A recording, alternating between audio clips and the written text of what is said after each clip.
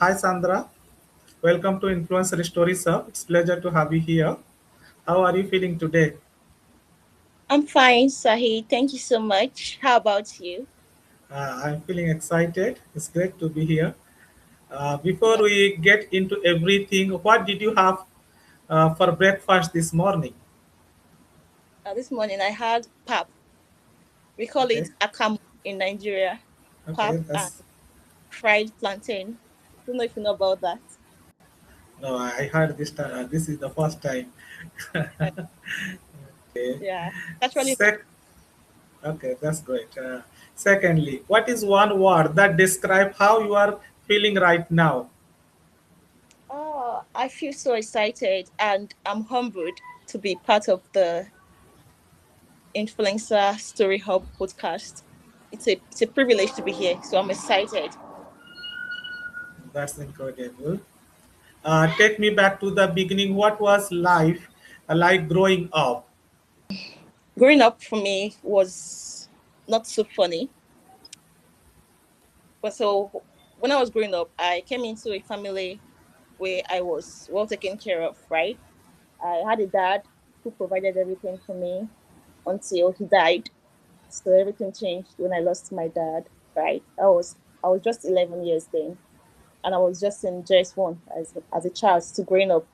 So I was a kind of person that wasn't allowed to just be friends with anyone. My dad had to screen my friends properly, right? So I was like living on a bed of roses until he left all of a sudden, and life changed. I discovered that nobody was coming to save me, right? You have to leave your comfort zone. You have to do things that are beyond the normal to succeed. And I was this kind of person that I had limited friends due to the kind of parenting I had. So most of the time I poured out my emotions into a paper with a pen. So that was more of my childhood. It was interesting. I had my mom who took care of me and my other three siblings. We are four, two boys and two girls, right? So it was interesting. I had to support her in a way I could, and that was it. That's interesting. When did you first realize writing was your thing? Uh, okay, when I first realized, I've always loved writing. As a matter of fact, like it's something I do for fun. So as a child, then in school, when I was still in school, during break, I do go to the library, pick up a book, then I read about things that interest me. Then I jot down ideas, right? So after some time, due to the moment I spent my diary, I had a diary then growing up. I always tell my diary almost everything when I come back from my day-to-day activities at night. I speak to my diary like it's my best friend. Just a red diary has a key. So I'll speak to the idea diary. This is how my day went. These are the things I would like to change if I have the privilege to rewind the day and start afresh. This is what I did not do well. This is what I did well. So I'll be like, what do you think, diary? So after some time, when I come back to read my written words on my diary, I feel everything, right? So I discovered that if I could feel this, like this is not just for me. I have to be able to incorporate it into helping others to feel their experiences, right? So I've always loved writing. I've always loved writing. I used to write books in school. Even as a primary school student, then I used to tear sheets of paper from my notebook. I'll divide them into two. I'll fold them to smaller sizes. Then I'll write on it. Then I'll draw these normal, small drawings. I'll share for my friends to read. And when they read, they come back to me like, "Oh, I felt every word you wrote. Oh, is there more?" Then the next day, they keep asking me, "Ah, Chisom, did you write another one today?" So I began to feel that, oh, these things I do really excites people. Why not make it something that is not just limited to myself, right? So that was when I began to make more use of writing as a skill. Wow, that's incredible. Did anyone in your family support that dream early on? Um, yeah, but my dream was more of a private one. Come to think of it, because it's not like it started privately, right? Between myself and my diary, me pouring out my emotions because I had no one to speak to. Mom was so busy trying to cater for the children, and I was just there.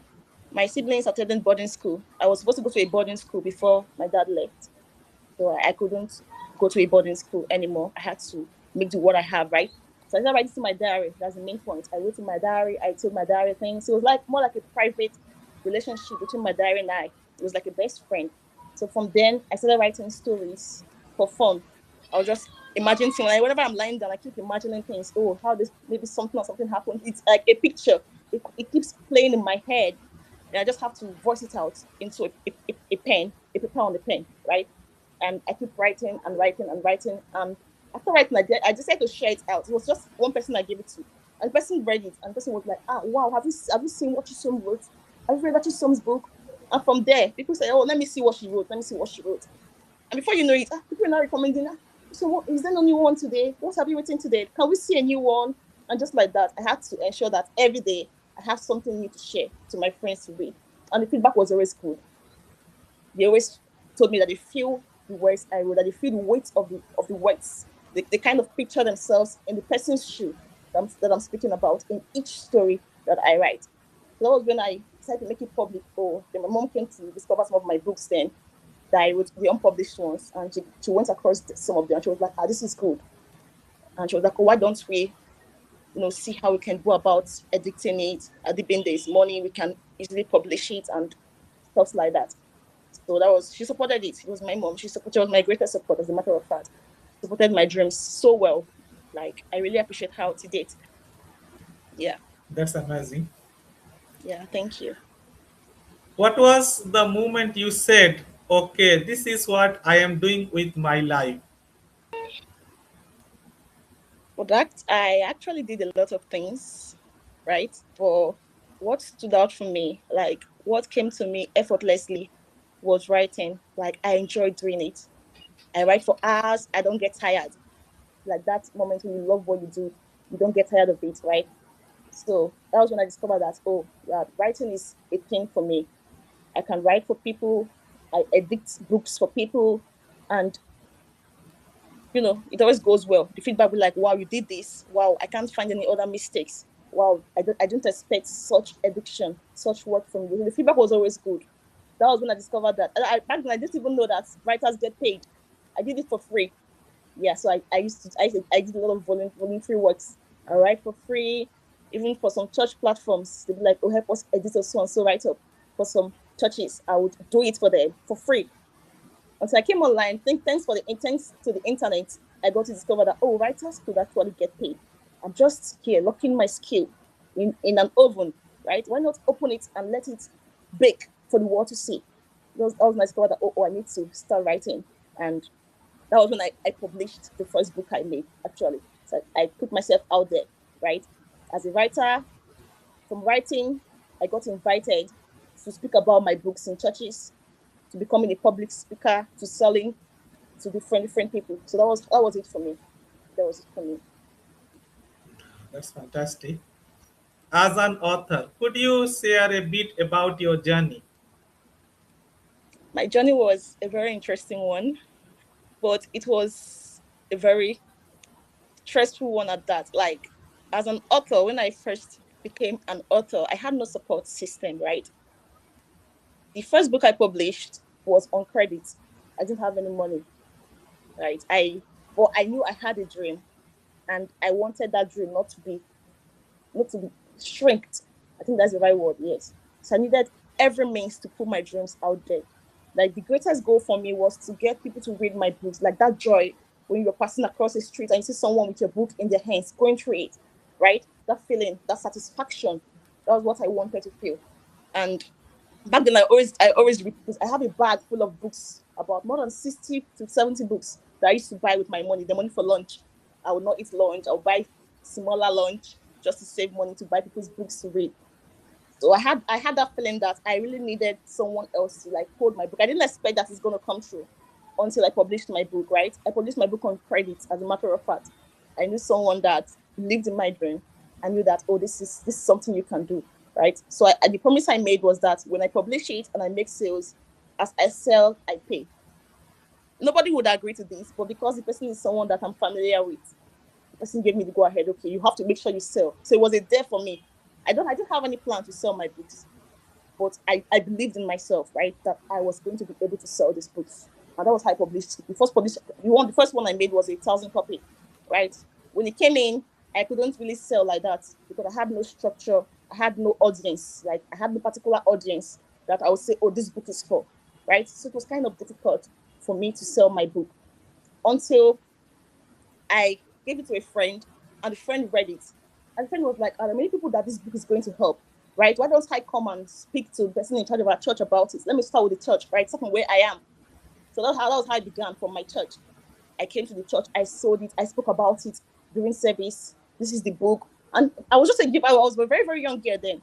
People were like, how this small girl, what did she write? What did she? So that's the way I was audacious with the microphone in my hand, the way I spoke about the book, the way people felt goosebumps on their skin. People were like, we need to buy this book. Let's buy this book. Even if not for us, for our children, let's see what this girl really wrote inside that book. It was like just from the first speech I made, the first church I visited then, before my church, my friend's church, when I spoke to the person in charge and he saw how small I was. So they were like, this girl's really trying to put herself out there. Let's help her. So I spoke about it. I thought about if 150 copies, it's 150 copies that particular day in that church after the service. And I was amazed, like, just from me speaking about the book, like, I was too scared to put myself out there. The book could still be sitting in my house by now. So the main goal was, it was not easy, but I put myself out there beyond all odds, right? I ensured that my dream doesn't die. That I did everything possible to ensure that I put myself out there. So that was it for me. It was not easy, but I skated through. So that was it. That's fantastic. How do the people find those books online? Okay. For the online copy of the book, it's like I send it to them through a link. For people that make payments for the book, I don't really have it on a stabilized online platform because most of the time I get to receive personalized order, right? So when you pay for the book, I send you the access to the book in order to avoid it from being plagiarized or being, you know, photocopied, or I don't know, like, to avoid piracy. So I do send private links to those that make payments for my book because I've encountered piracy. So I don't want it to happen again. That's fantastic. Those book links we are going to share in the description. If you want to get those books, you can just go through those links and connect with Sandra to get those books. Huh? So when did influencer underscore some actually become a thing? For me, influencer became a thing when I discovered the power I had with written words, right? So if an influencer influence for a brand, why can't I influence people with the pen, right? So if you discover my name, it has a K in front of the ink. So it's Inkfluencer. I influence with the pen. I make you feel. I don't just write empty words for you. For each line of sentence you read, from every written word I put out there, you feel something. And that is a very unique power. The power to be able to make somebody feel, right? So this is when I discovered that, oh, since I can be able to feel what I've written on my diary, when I come back a week, why can't I some to helping others feel things, helping your audience feel things, right? Helping you to emotions to people, how you feel, things, right? So that was when I discovered that influencer is the thing I can succeed in. So I decided to venture into it. It has been a wonderful journey for far. Yeah. It's fantastic. You say you are human story architect. What does human story architect actually mean to you? What I my experiences and observations in life, right? From my experiences as a writer, I discovered that we live in a world that is drowning in well-written words that feel nothing, thanks to AI and overstructured grammar. People tend to write and edit and edit and edit. And at the end of the day, you've edited yourself out of the word you wrote to put out there, right? Also, I discovered that AI has come to stay. So how we deal with it matters a lot. The reason I took up this human story architect journey, I help you put the human back into the written words, right? While you edit and over edit the human away, I come in to put that human out back into the each written word out there. So discover that despite the platform we are all in, be it LinkedIn, Instagram, no matter how professional a platform is, it's a human that is in that platform. It's a human that's operating, a human chasing after a human, right? A client in search of a worker, an audience, a hiring manager in search of someone to work with him. So we're all humans, right? So I discovered to incorporate human story architect into what I do to help people who have a real story but doesn't know how to tell it in a way that the audience actually feels them to do it well for them, right? So my job is to help you land well with your audience, right? Because there are two things. Passing a message to somebody is a different thing entirely. And having that message land is another thing entirely. You can pass a message, but at the end of the day, someone doesn't understand you. They can't relate with what you are saying, right? The landing is where I come in. The landing of that message, to help it land, to help your words sink into the other side of the screen of the viewer, right? To help the person feel what you are trying to relate with them.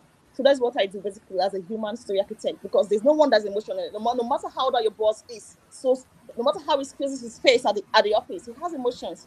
When you say the word well, it sits well with him. So help you structure that word as a human story architect. Fantastic. That is honestly one of the best description I have ever heard on this show. It's Thank you so fantastic. much. Who were your first clients?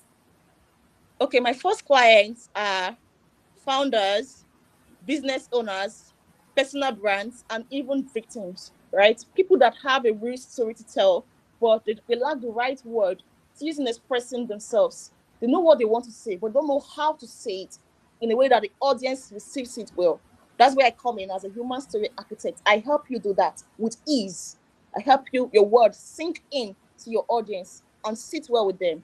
So that's why I come in as a human story architect. That's awesome. What was the biggest risk you ever took in your career? Okay, in my career as a writer, okay, I'll start from my career as a published author first.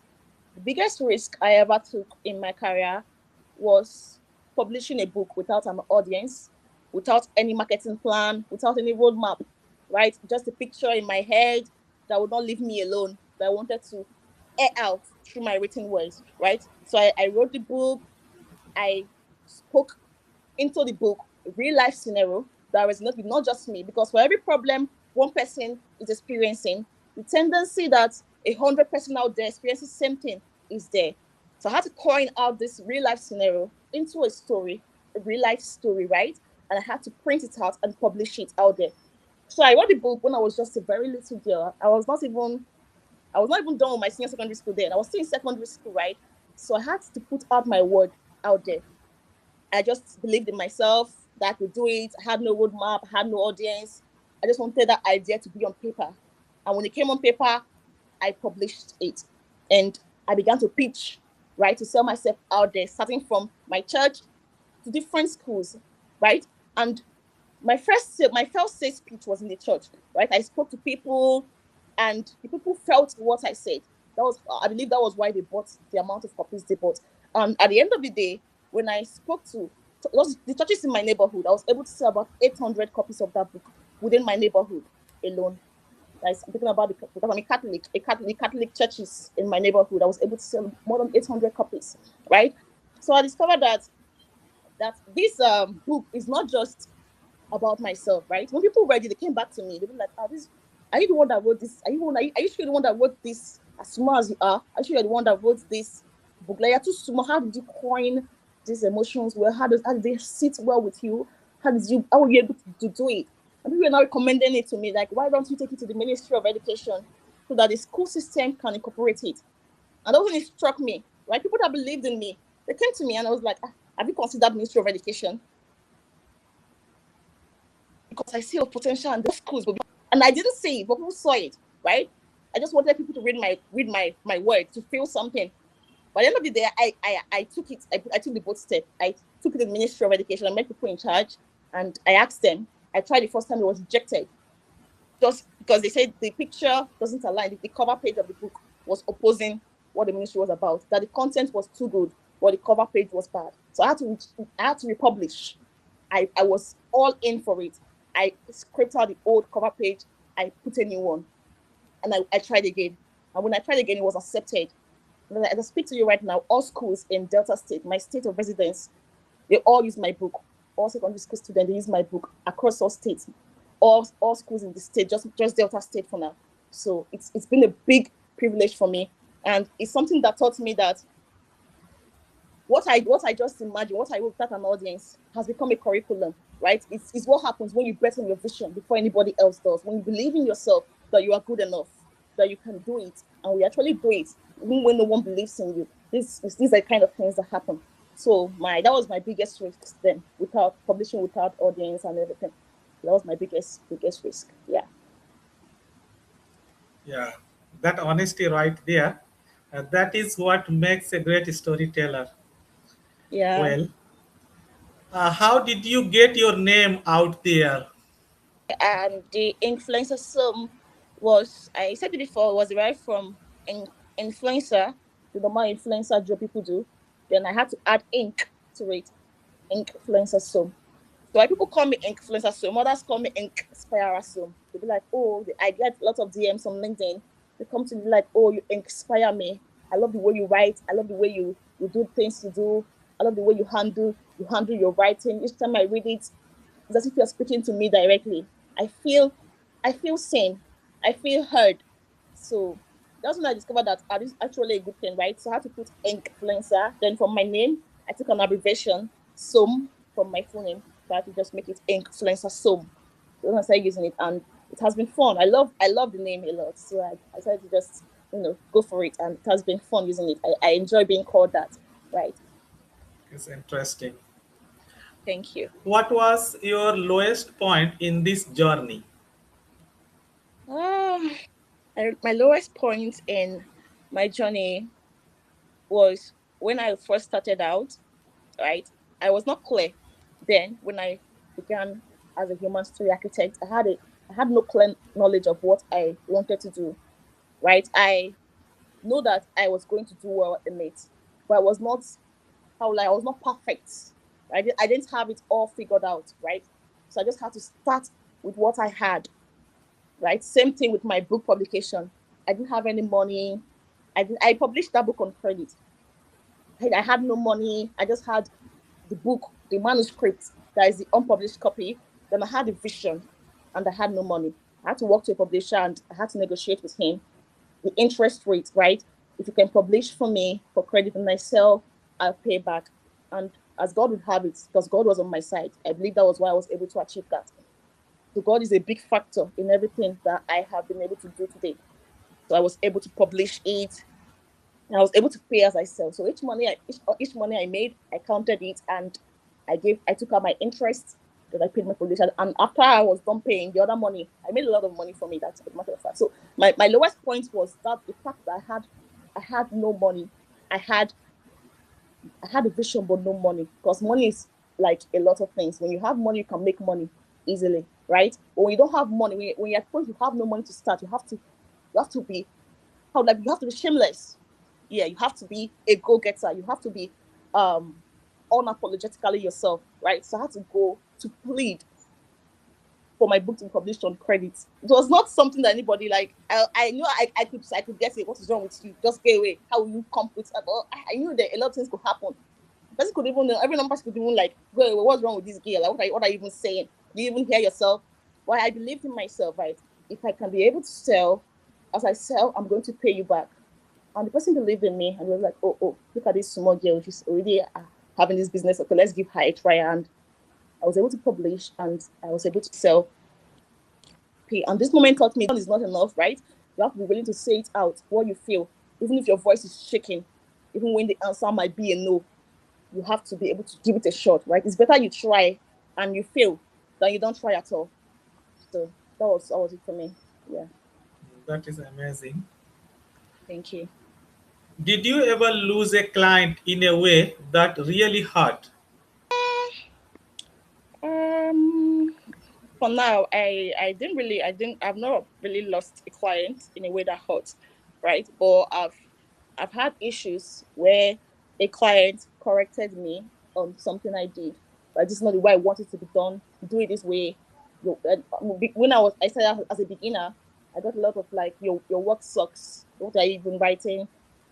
Keep doing this way, do it this way. But those moments, I didn't really see it as anything, right? I'm kind of person that is willing to learn if you can correct me, right? So I was able to make the necessary adjustment, or to figure out what am I getting right, what am I getting wrong, what am I not doing well, where can I improve, right? And I was able to blend all these things in, and I was able to become better. At least the goal for me was to become 1% better every single day, and it worked out well for me. Yeah, so that was it. That's impressive. Yeah, thank you. What is the mistake you made that you learned the most from? Um, the mistake I made as a storyteller is okay. How do I coin it? What mistake did I make as a storyteller? I once wrote about just myself, right? I totally forgot that whatever I'm writing out there, it shouldn't be about me, right? I'm not the only person reading it. It should be about my audience.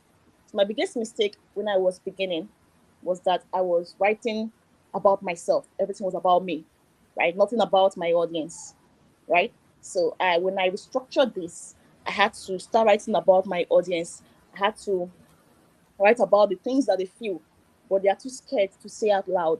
The mistakes that they make, but they don't know how to correct it. So I had to structure all my write up to be about my audience, more about them and less about me. And that was how I began to see some turnaround, because people care about themselves. They're not on about what can you do, but they're about, do you understand me? Like, do you feel what I feel? Do you know what I'm going through? Well, you can be able to feel that you understand them, that you know what they are going through. When they feel seen, automatically it builds trust, right? So my biggest mistake was writing about myself, but I had to change that and make it about my audience. And that was a turnaround for me. Yeah. That's awesome. Thank you. What do you know now that you wish you knew 5 years ago? Mm, what I know now that I wished I knew 5 years ago. 5 years. What I know now that I wish I knew 5 years ago was, I wished I put myself out there early enough. Right? I've been this kind of person that care too much about what people think. Like, whenever I want to do something, I'll be like, what if what if Ada sees me? What if Emeka sees me? What do you think they would say? So I had to like cage myself in. I was too ashamed to put myself out there. I was too ashamed to air my opinion. Whenever I'm in a room, I always feel I feel not good enough. This imposter syndrome, right? But when I worked on that, I discovered that at the end of the day, it's all about you. Even when you are growing, you may not have friends, but when you succeed, you automatically attract the right people to yourself, people of your caliber, people that align with your goals. So at the end of the day, when you lose people, it doesn't mean that you are always the one at fault, right? It just means that people that you are losing are not aligned with where you are headed for your destination. So when I understood this, I had to do things without caring about anybody thinks. If you want to hit your head on the wall, then go ahead. As long as I'm taking a step closer to my goal every single day. And that was it for me. So I wish I knew this early enough. I would have gone more far by now. Seriously. So true. Thank Sandra, you. how do you deal with self doubt? For me personally, self doubt has been something that I have always felt, right? Especially when I'm about to step into a room that seems above me, or whenever I'm about to do something that is a bit too audacious, or whenever I'm about to take a big step, right? So that is when this self doubt creeps in, also called fear, or I also call it imposter syndrome. Creeps in, it tries to grip me through thoughts that keeps coming in my head. Like, are you sure you can do this? Like, what do you even think you want to go and do there? Are you good enough? What if they laugh at you? What if a lot of what ifs keeps ringing inside my head? Right? The way I helped myself to handle this was through positive words. It has helped me a lot. It has helped me a lot, right? I tell myself that I am good enough, that I've got this, that I can do this. That if this person can get to this extent, this phase of his life, this degree, of his life. Why can't I? I am good enough, right? I'm capable. So I've learned to incorporate positive words into whatever I do. Right? They say whatever you think about a lot is how you become. So I think positivity. I don't allow anything, a negative vibe to get a grip of me. I take a deep breath most times when it feels too overwhelming. I take a deep breath. I do it scared most of the time, right? I do it scared. And at the end of the day, I always excel. I come out well. Because at some points when doing it scared, I become used to it. I become comfortable in it, right? So that's what have helped me to cope fear, to cope self-doubt, to be able to deal with it. So that was basically it for me. That's so nice. Now, someone watching has a business, but they can't explain what they do. What's your first advice to them? First advice to you would be that you should be able to gain clarity first of all. Clarity is very important in whatever you do, right? When you are not clear in what you do, when you don't believe in yourself, nobody else will believe in you. That's just the thing. So you have to be able to be clear enough to express your thought, even if you express it scatteredly, or at least make somebody on the other side of the screen to be able to understand just a bit of what you do, right? So when you're not clear, the first advice I'll give you is to go get clarity, right? To go know what you want to do. First of all, you need to know before you can be able to do anything and do it well. You have to be aware of what is it you want. Where are you headed? You have to have a vision. You can't be going on a journey without knowing your destination, right? Just like I wake up in the morning and I leave my house and start walking around the street. I don't know where I'm going to, right? You have to have a destination in mind. You have to have clarity. Then when you combine clarity with alignment, you become outstanding. So I advise them to get clarity first. Then when you get clarity, then you try to seek alignment. Know how to align yourself. Know what you want. Know who you are, for who you serve, what you help the person with, how you help the person achieve what they want to achieve. And with this, we are good to go. So that is it for me. Yeah. That's so nice. Thank you, Sahid. So, how do you build trust online through writing? Main way I build trust to writing is my unique ability to help people feel, right? That's the main way I build trust to writing. I make you feel seen, not just understood, right? There's the difference between being understood. You can say something and you can be understood, but not be seen, right? So I help you feel seen. Understanding is just an understanding is intellectual, right? It's intellectual, but being seen is emotional. I help you spike that emotion in you, right? I help you feel seen through the power of my written words on paper. I help you think about it like you are expressing something as a founder that you are unable to articulate. And when you read my post and you are reading it, you are picturing yourself like, how did she know? Like, oh, this is me she's writing about. Like, how can she tell? Like, wow, this is magical. How does she know that I'm going through this thing every day? Right? They feel seen. That is they are experiencing. You're speaking about it in a way that creates a picture of themselves in their mind. Like, this is what I experienced yesterday. This is what I experienced this morning. How does she know? How can she tell? So I built trust through my unique ability to help people feel seen, right? I articulate what is already living inside of you. Yes, I flesh out the thoughts that you have been too scared to voice out, right? And when someone sees this, that you can be able to tell what they're unable to speak about themselves, automatically they trust you. Actually, she can feel me. She understands me. She knows what I'm going through. She can help me. She's the right person for me. So that's how I basically build trust online. Yeah. That's so true. Thank you. What should someone do today to start using their story as a brand? Okay, the first thing I'm going to advise in order for you to start using your story as a brand is to be able to know your audience, right? Every story has an audience. You cannot speak for everybody. It's not possible. When you are out there trying to be for everyone, in the process you lose yourself, right? You have to know your audience. You have to know where your audience needs you the most, where it hits them, their need for you is always where you attack as a brand.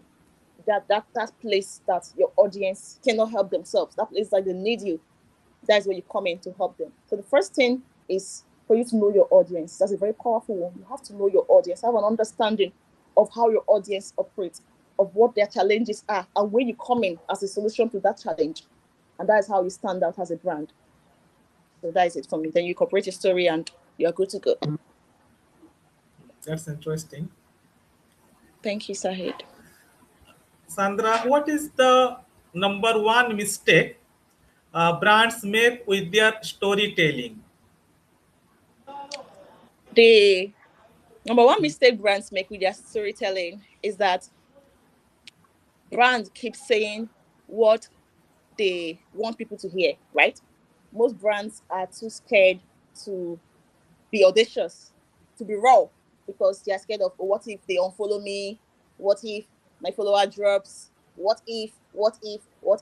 So the number one mistake that I see many brands making is that they always say things that they want people to hear. They are people's pleaser, right? And that's not how you stand out. Instead of doing that, you can say the stories that you want your audience to feel, right? Instead of another issue about brands, the mistake they make is that you see them leading with their product, right? They come there and they post their achievements, they post their offers, they post their product, they bombard it on their page, right? Why this is actually accurate, technically accurate, it's emotionally not appropriate because it makes you look like a broke you. People are just reading about you, right? Without feeling anything. They're just saying your achievements, they're saying your awards, but they cannot say where you come in to help them, what you can do for them. Because at the end of the day, it's all about your audience, right? The biggest mistake brand make is forgetting their audience. Yes, that is it. Because your audience is not sitting down asking, what do you know? What can you do?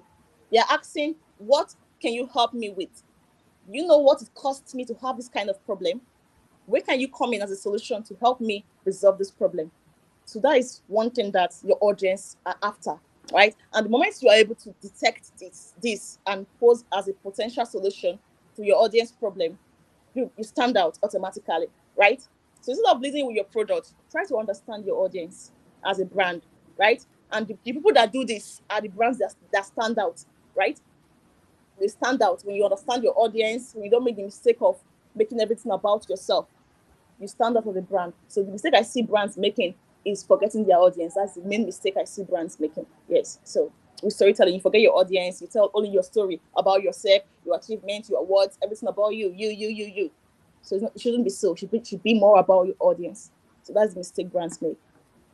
So true. Yeah. Thank you. Sandra, now we are entering in rapid fire round. You have to answer quickly and first things that come to your mind. Are you ready? Okay. Biggest myth in the writing world. Because I think it's storytelling, definitely. Storytelling. The Yeah. the best story you have ever read. One title. Things fall apart. What do Yes. you wish more people knew about content writing? I wish more people knew about making their audience feel seen, right? Making your audience feel understood. That's what I wish people knew. If influencer underscore song was a song, what genre would it be? It's gonna be an emotional genre, of course. It has to spike emotion. So I don't know what genre is out there. I'm not a fan of music, but I know definitely it's gonna be an emotional one. That speaks emotion. The kind of one that make you cry when you hear it. Yeah, that's the kind of one. Perfect.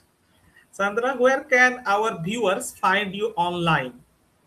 You can find me on LinkedIn as my real name, Sandra Chisom Asimobi, on Facebook with same name. You can find me on Twitter too. Those are my major platforms. Yeah, so LinkedIn, Facebook, and Twitter. Yeah, so I'm active there. We are going to share those links in our description. Follow Sandra, LinkedIn, Twitter, or whatever the links we have provided, and connect with her. Yeah. And what do you want to say directly to our Influencer Stories Hub viewers? Yeah, I want to thank them for taking out time to see to the end of this podcast. I want to appreciate them.